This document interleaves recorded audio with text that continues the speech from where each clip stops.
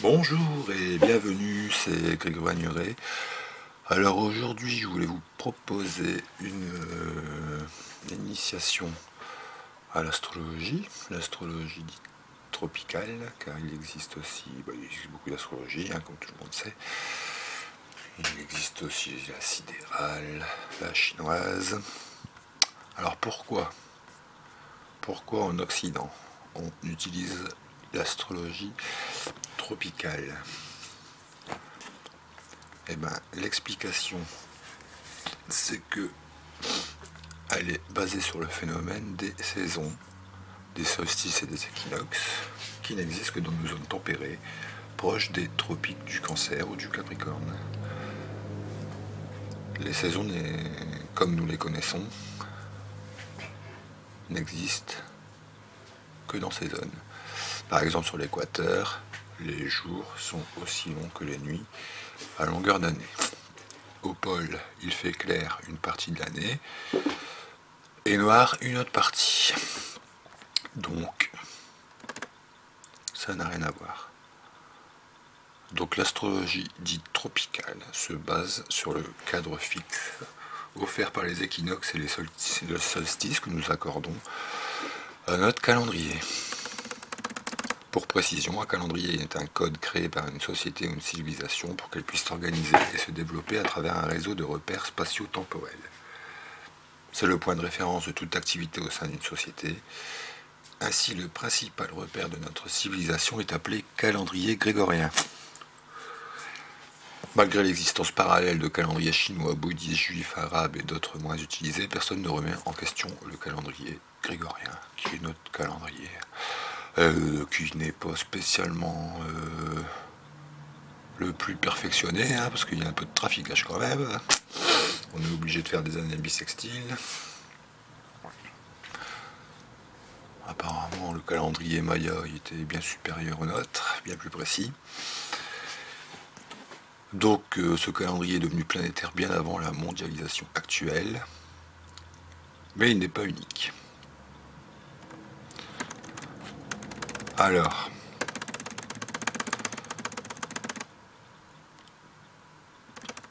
les saisons, donc je pense qu'il faut déjà connaître, bon, la plupart des gens doivent connaître, mais je suis sûr que il peut y avoir des jeunes qui s'intéressent à l'astrologie et qui tombent dans le panneau parce qu'ils n'ont pas suivi le cours ce jour-là à l'école sur le fonctionnement des saisons, ce qui est très important. Vu que toute l'astrologie tropicale en fait est basée sur c'est une sorte d'astrologie un peu symbolique basée sur le phénomène des saisons. Et le premier piège, c'est que chez nous, il fait froid en hiver, enfin dans l'hémisphère nord, et chaud en été. Bon, est-ce que c'est une banalité? Pas si sûr. La cause des saisons n'est pas forcément instantanée à découvrir. La première raison tentante est de l'expliquer par la plus ou moins grande proximité de la Terre au Soleil. Ça, je suis tombé dans le panneau. Quand on cherche par soi-même, on se dit ça, vu qu'on n'a pas tous les paramètres dans la tête du fonctionnement de la Terre autour du Soleil. Mais quand on s'intéresse, on peut observer que la Terre est au plus près du Soleil le 3 janvier. Pas terrible comme journée torride. Donc il faut trouver autre chose. Alors voilà le secret. Le secret, le mot-clé, qui est une phrase, c'est que la Terre est inclinée de 23 degrés par rapport au plan de son orbite. On dira exactement inclinaison de l'axe de rotation de la Terre par rapport au plan de son orbite. Alors, par exemple, ici, un dessin tout simple.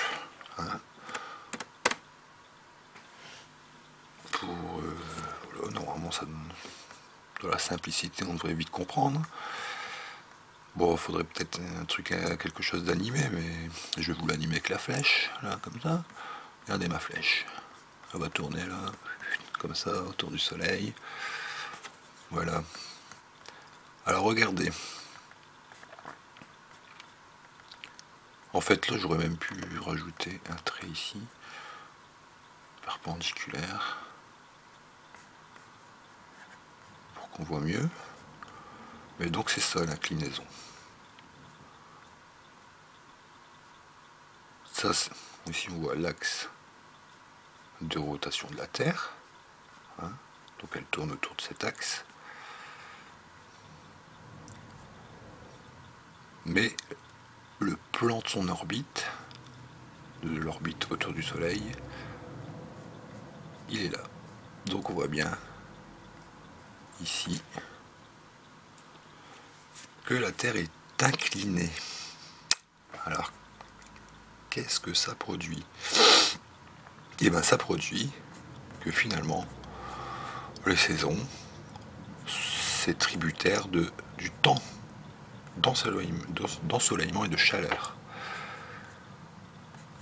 sur une partie du globe. Par exemple ici, on voit bien que le pôle sud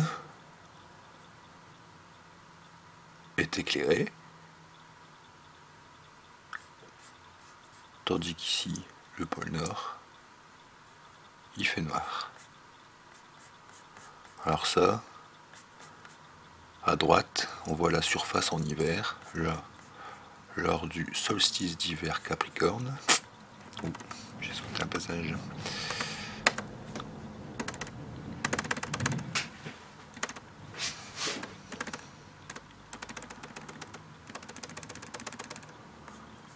Donc voilà. Là, ici, ça va être l'été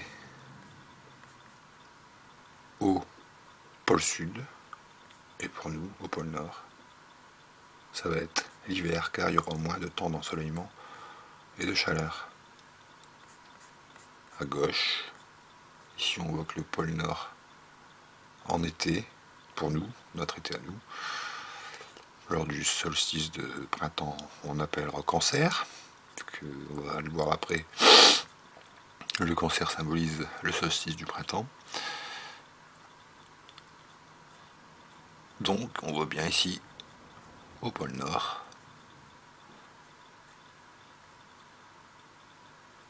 que c'est ensoleillé, et ici c'est dans l'ombre. Donc ce qui veut dire que l'hémisphère nord, pendant notre été à nous dans l'hémisphère nord, bénéficie de plus de chaleur et de temps d'ensoleillement. Et voilà, c'est tout le secret des saisons.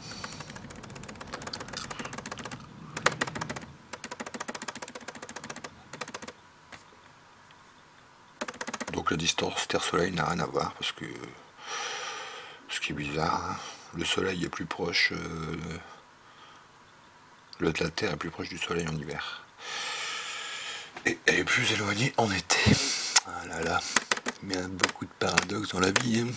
Alors ensuite, bon voilà encore un schéma pour bien comprendre aussi. Hein, comme ça aussi on voit bien que, donc alors ici c'est l'axe de rotation de la Terre. Et là c'est le plan de son orbite. Ok, comme ça et comme ça. Et donc ici la lumière solaire. Et aussi pour expliquer l'astrologie tropicale, ce schéma-là est intéressant parce que au moins on voit bien que, autre part, les saisons n'ont rien à voir. Comme ici à l'équateur, les jours et les nuits sont de même durée tout au long de l'année. Voilà. On va ici, hiver hémisphère sud, nuit longue, jour court, ils ont presque pas de jour. Parce que voilà, la lumière, elle est plus ici. Et ici, elle se perd. Voilà. Au-delà du cercle polaire, voilà. Par exemple, là, c'est quoi pendant notre été à nous, bah, eux, ils sont dans la nuit, carrément. Hein, et voilà. Pendant notre été, au-delà du cercle polaire, en été boréal, pas de nuit non plus.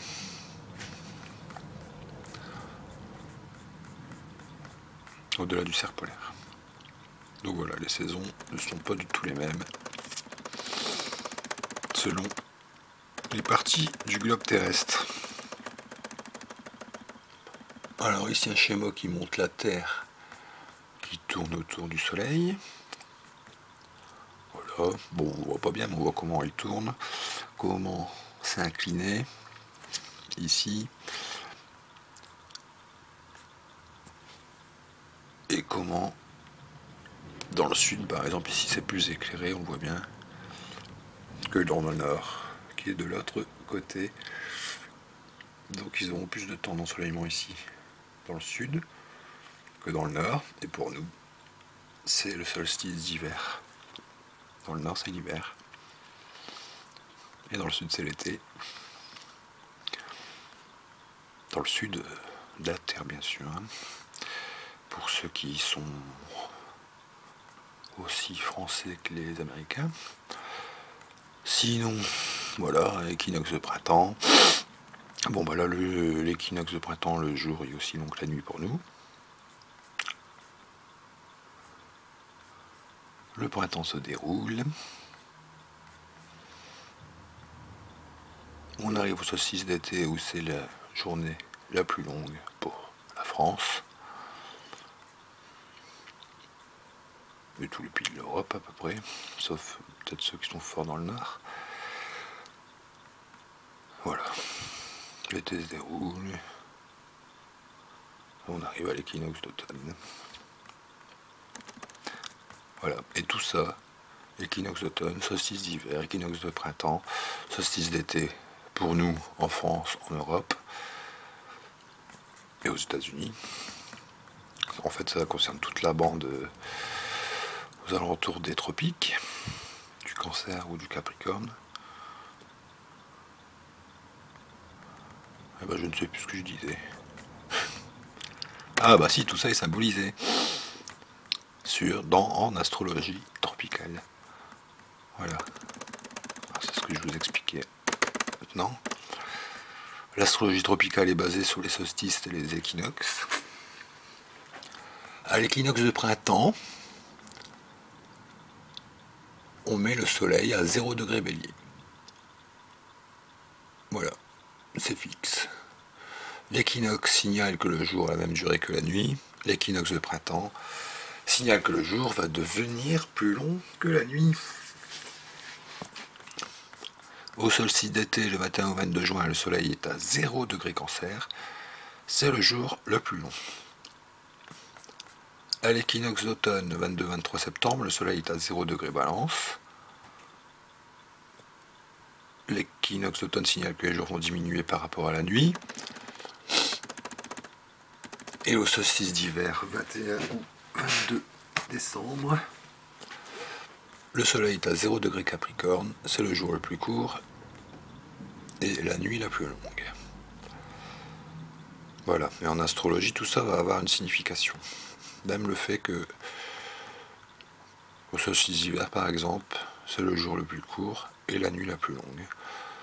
Ça va avoir une signification pour le Capricorne. Et tout ce que je viens de dire avant aussi, ça va avoir une signification traduite dans le symbolisme astrologique. C'est ainsi que ces 4 signes astrologiques sont appelés signes cardinaux, car ils signalent dans le cercle zodiacal les 4 points cardinaux: le nord pour le Cancer, le sud pour le Capricorne, l'est pour le Bélier et l'ouest pour la Balance. Alors voilà, vous allez comprendre tout de suite, je vous ai fait un schéma. Je vais... Voilà, on verra mieux. Voilà. C'est pas beau mon petit schéma là. Alors voilà, le fameux cercle zodiacal.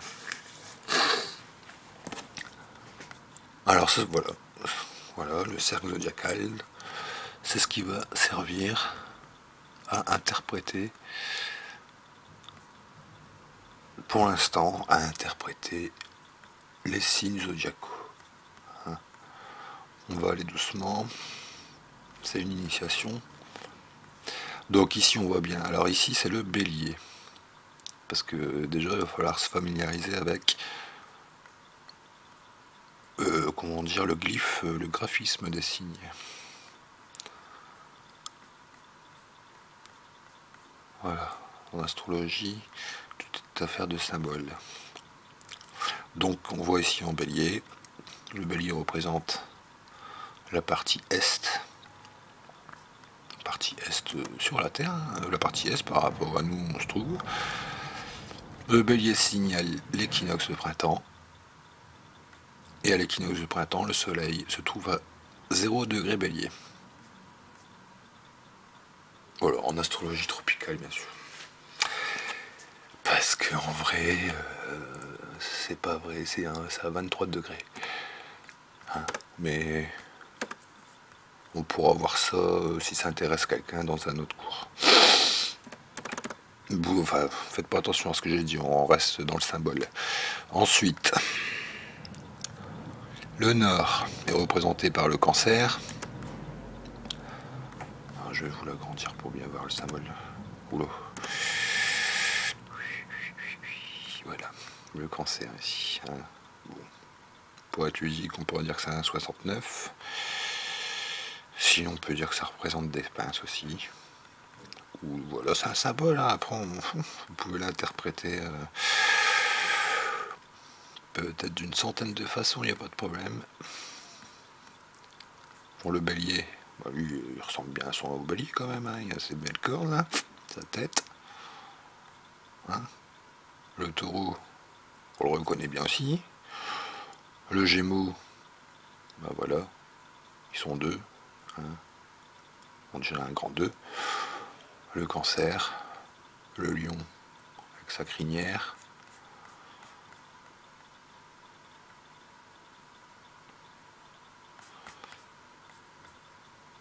La Vierge, c'est autre chose. Ça forme comme un M. Voilà, avec une queue qui rentre à l'intérieur. La balance, c'est le plateau de la balance. Le fléau et son plateau. Le scorpion, ça représente un M avec une queue pointue, une sorte de dard.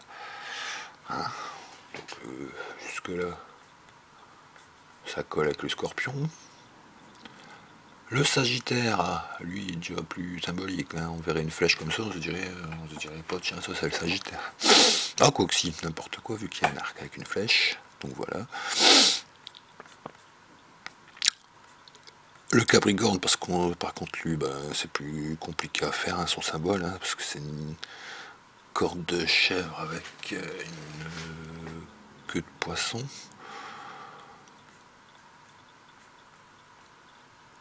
Le Verseau, bon, on verra ça dans le prochain cours, hein, mais je vous fais voir quand même pour vous familiariser. Et le Poisson, voilà, le Poisson est ici. Donc je reprends. Il ressemble bien à un poisson.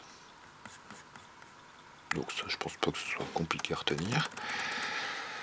Donc voilà, le Cancer représente le nord. C'est l'été en Cancer. Et le jour de l'été, le jour du solstice d'été, le soleil est à 0 degré Cancer. Le pôle nord est tourné vers le soleil. Et ici, la balance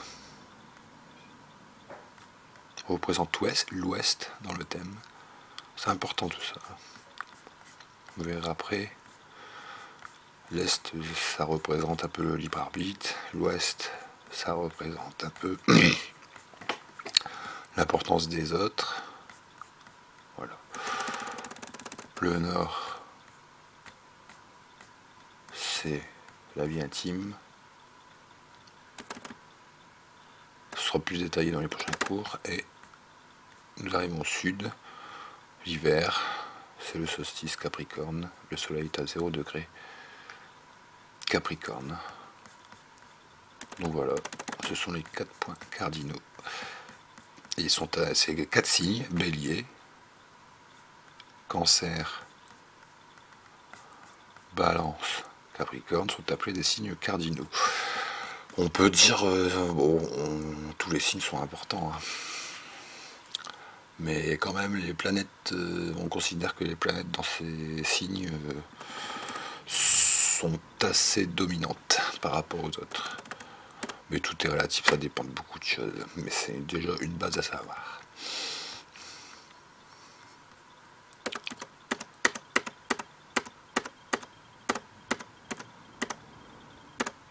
Donc voilà.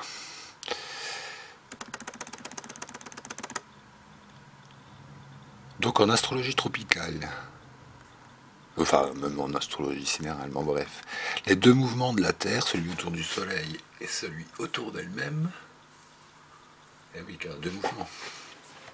Tout ça c'est représenté sur le cercle zodiacal. Mais là pour l'instant on va seulement s'intéresser, pour aller progressivement, à comprendre le sens du mouvement autour du Soleil, traduit en astrologie tropicale. Donc celui-ci nous offre d'observer la position du Soleil, de la Lune et des planètes dans les signes astrologiques. Et oui, grâce au cercle zodiacal ici,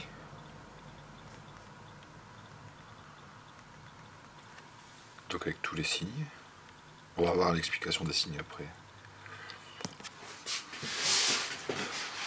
Et ben, dans ce cercle, on va pouvoir placer tous les astres.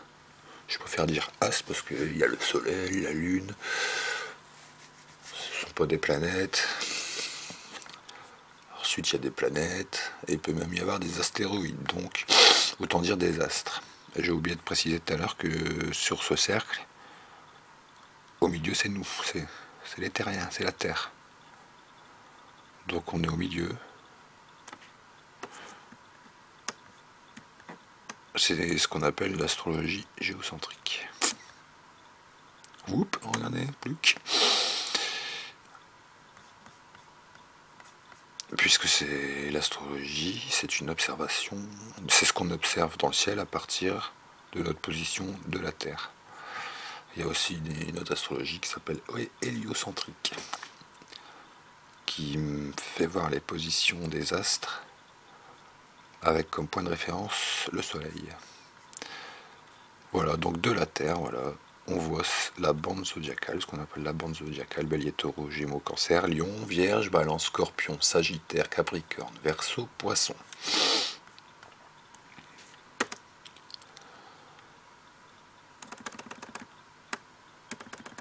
Alors une fois qu'on aura inscrit toutes les positions, bon, les plus courantes, ce sont les positions du Soleil, de la Lune, de Mercure, Vénus, Mars, Jupiter, Saturne. Et depuis les années 1950, on rajoute Uranus. Bon, je suis pas sûr des années 1950, hein, je dis grosso modo. On rajoute Uranus, Neptune et Pluton. Vu que, enfin même Uranus, il a été découvert dans les années 1800, je pense.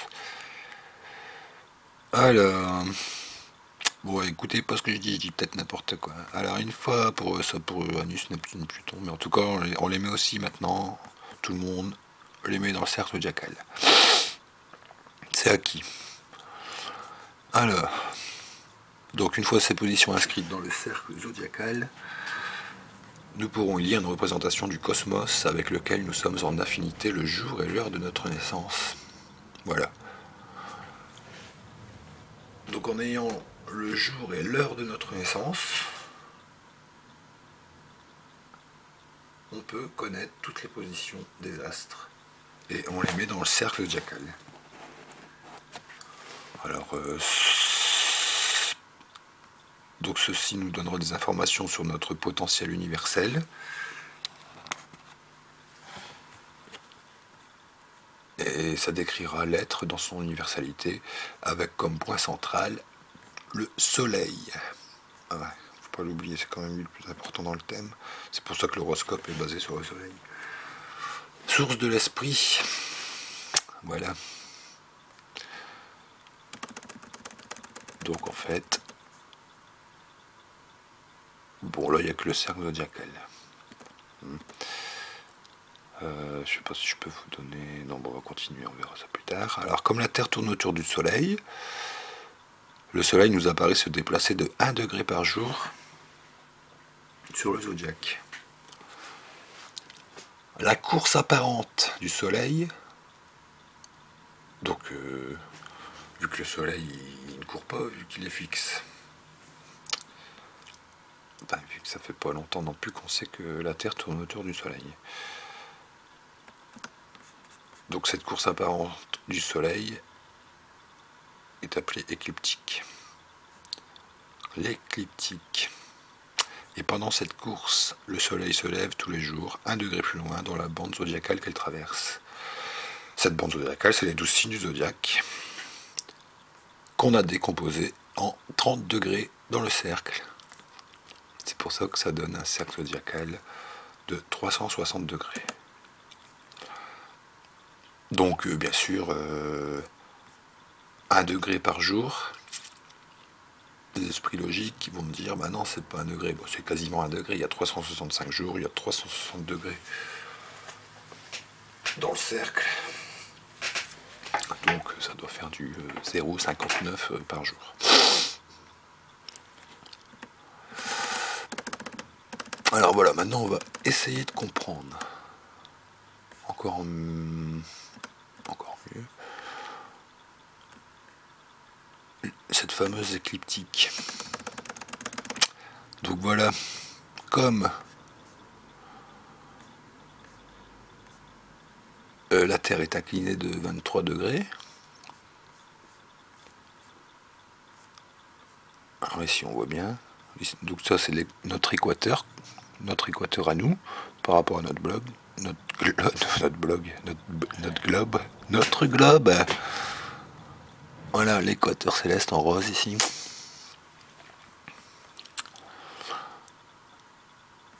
Et donc, bah, les 23 degrés en fait ils se trouvent ici. Hop. Donc comme c'est incliné, la bande zodiacale se trouve inclinée de 23 degrés. Voilà. Et le soleil traverse tous ces signes. Voilà, il traverse tous les signes, ici on les voit bien. Alors ce qui est intéressant à savoir, c'est que voilà, pourquoi il y a des équinoxes par exemple. Alors ici on voit bien. Ici ça c'est l'équinoxe du Bélier, donc l'équinoxe du printemps, quand le jour est aussi long que la nuit. Et bien en fait on voit que l'équateur céleste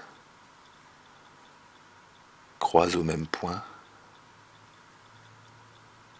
la bande zodiacale et l'écliptique. Donc quand le soleil arrive ici au Bélier, ça croise l'équateur céleste. Et voilà, du coup ça provoque l'équinoxe. Aux équinoxes, le soleil se place sur le plan de l'équateur céleste, ici. Ce qui dans notre région tempérée offre de vivre un jour qui dure autant que la nuit.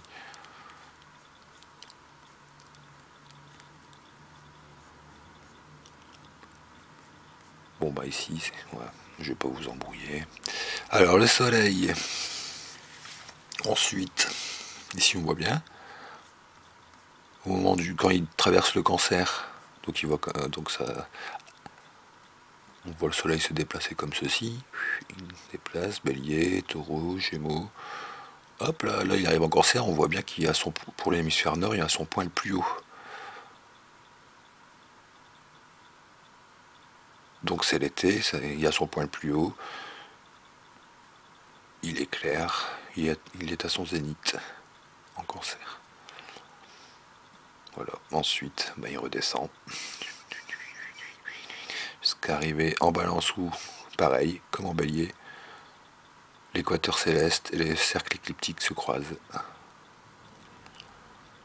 Et ça redonne une équinoxe, l'équinoxe d'automne, où encore une fois les jours sont plus longs, sont aussi longs que les nuits. Sauf que là c'est la nuit qui va prendre le dessus. Ensuite il continue, là on voit bien qu'il descend plus bas, donc que les jours décroissent, pour arriver ici, en Capricorne, à son point le plus bas, le soleil est à son nadir, on appelle ça aussi, si je ne me trompe pas, point le plus bas dans le ciel. Donc comme l'axe de la Terre est incliné de 23 degrés par rapport au plan droit de son orbite, l'observateur terrestre perçoit les signes du zodiaque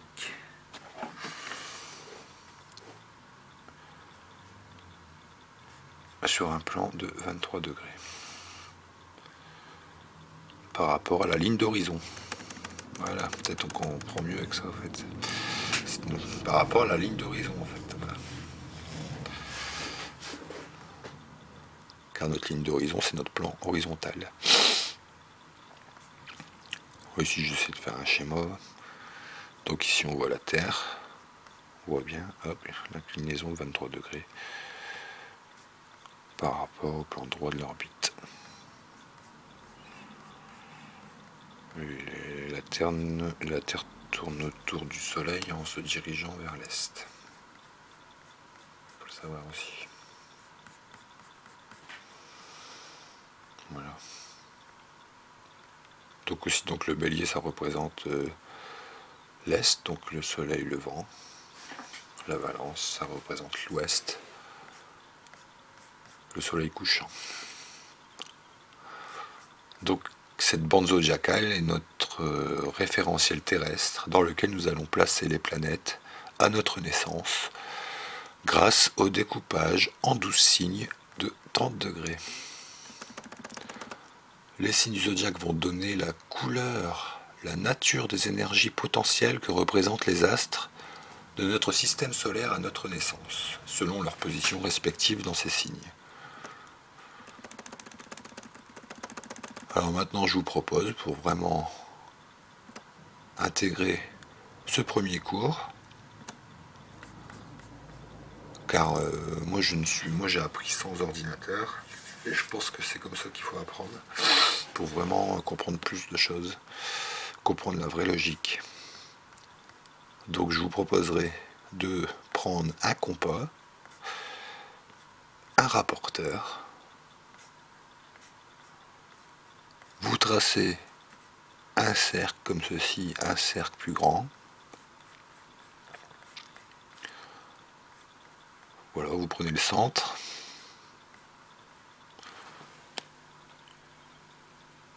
Vous tracez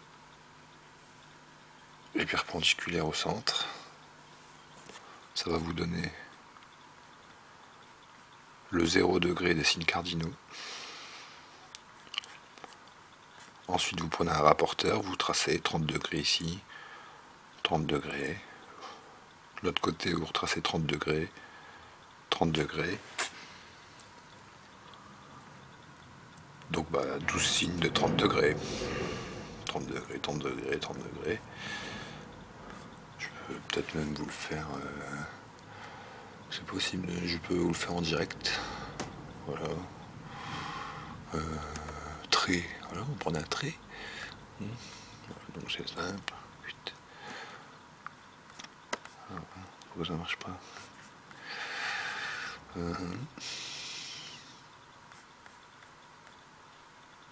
Voilà. Bon, c'est pas grave. Enfin, vous avez compris. Hein, un trait ici, un trait perpendiculaire qui passe au milieu. Une croix, quoi. C'est la croix. C'est pour avoir les 0 degrés de la croix cardinale, justement. On va apprendre dans les prochains cours qu'il y a la croix cardinale, la croix fixe et la croix double. Voilà. Donc vous tracez ce cercle, hein, double cercle, et vous faites pause ici pour inscrire dans le cercle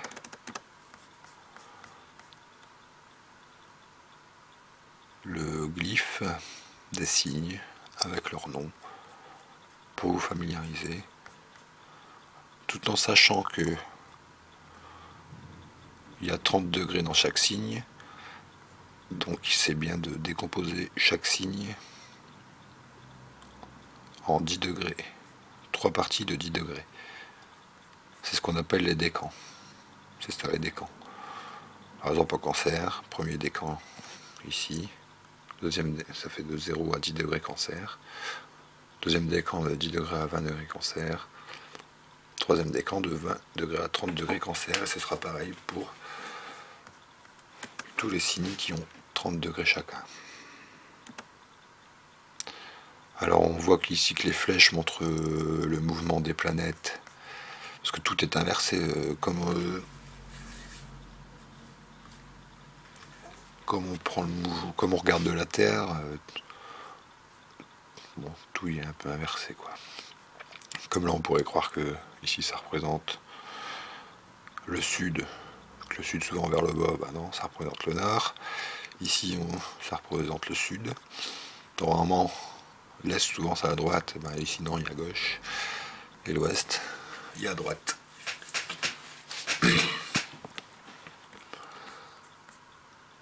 Voilà. Qu'est-ce que je peux encore vous dire? Ah oui. Donc les planètes. Attendez, comment... Je peux avoir un symbole de planète, j'avais essayé. Imaginer. En forme. Il n'y a pas de planète là. Non, pas une étoile, allez. Voilà. Donc, supposons que ça c'est le soleil.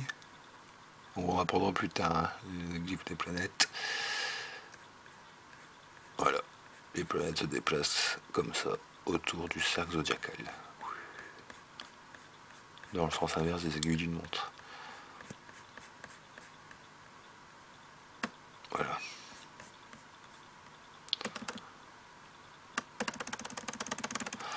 Bon, mais maintenant le problème, c'est comment savoir où elles sont les planètes. Bah alors là, soit vous cherchez sur internet, mais le mieux c'est, pour commencer, c'est d'acheter son livre d'éphémérides. Et à partir de là, vous aurez un trésor inestimable entre vos mains. Vous consultez le livre d'éphémérides, donc bien sûr à la date où vous êtes né. À la date où vous êtes né. Après pour la Lune, il faut plus connaître l'heure quand même, vu qu'elle se déplace très vite. Donc là, il y aura des petits calculs à faire.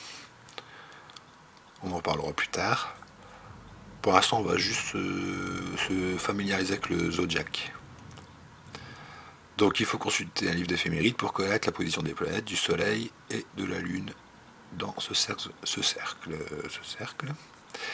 Je vous propose donc maintenant un petit tour du zodiaque et de ses signes pour commencer à comprendre le sens des énergies cosmiques avec lesquelles nous résonnons.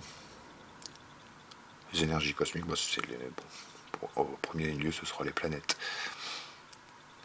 Mais enfin non, là justement, c'est pas les planètes, c'est les signes que j'appelle les énergies cosmiques. Les signes du zodiaque sont le colorant naturel des fonctions planétaires, justement. C'est pour ça qu'il faut connaître les signes du zodiaque en premier, je pense. Seulement après les planètes, pour savoir comment les planètes, de quelle nature les planètes vont être par rapport aux signes dans lesquels elles se trouvent. Donc les signes du zodiaque sont le colorant naturel des fonctions planétaires. Ils caractérisent l'astre qui s'y situe. Voilà. Les signes donnent un caractère aux planètes, au Soleil, à la Lune, un caractère spécifique. Chaque signe est en analogie avec une planète maîtresse. Nous verrons ça dans le prochain cours. On peut commencer à diviser ce cercle par 4, ce qui donne des triades de signes, donc des groupements de 3 signes, correspondant aux 4 saisons, effectivement, 4 x 3, 12, dont le début correspond aux 4 signes cardinaux, qui sont... Oui, voilà, la petite question, pour voir si tout le monde a suivi. Si vous voulez me répondre sur les commentaires de YouTube, il n'y a pas de problème. Voilà. Bon, ben, j'espère que ça vous aura fait comprendre les bases, vraiment les toutes bases premières de l'astrologie tropicale. Et je vous invite à visionner la deuxième partie où on va faire tout le tour du zodiaque en apportant, je pense, pas mal de précision. Donc, à tout de suite et merci.